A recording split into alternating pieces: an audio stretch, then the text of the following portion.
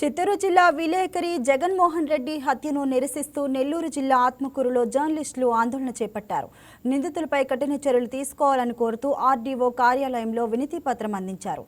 Media ప్రతినిధులపై దాడులు జరగకుండా ప్రభుత్వం చర్యలు తీసుకోవాలని డిమాండ్ చేశారు.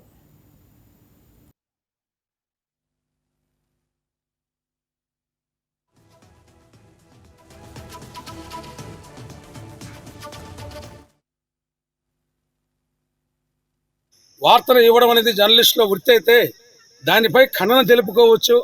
ఏదైనా అవసరమైతే ఇతర కేసులు అటువంటి వారికి పోయినా కూడా నష్టమయ్యేది కాదు. ఈరోజు అతని కుటుంబం వీధిని పడిపోయింది.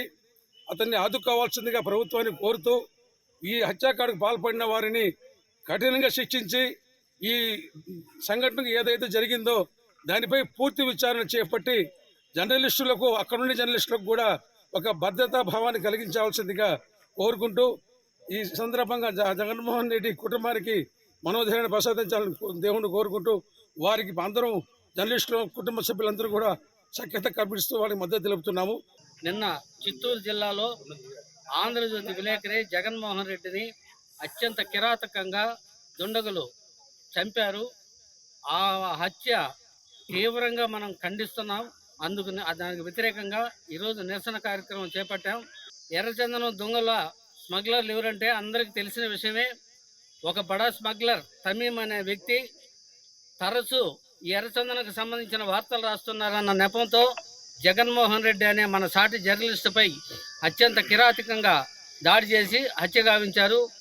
ఈ సంఘటన వెంటనే తీవ్రంగా ఖండించడంతో పాటు ప్రభుత్వాన్ని డిమాండ్ చేస్తున్నాం. వెంటనే నిందితులను అరెస్ట్ చేయాలి.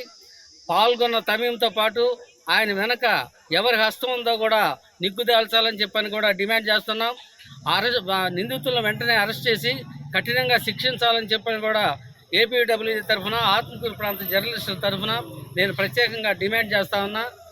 ఇలాంటి సంఘటనలు పునరావృతం కాకుండా ప్రభుత్వం కఠిన చర్యలు తీసుకోవాలా, నిఘా పెంచాలా, ఇలాంటి దుండగుల్ని ఏరి పారేసే విధంగా చర్యలు తీసుకోవాలని చెప్పేసి నేను డిమాండ్ చేస్తాను.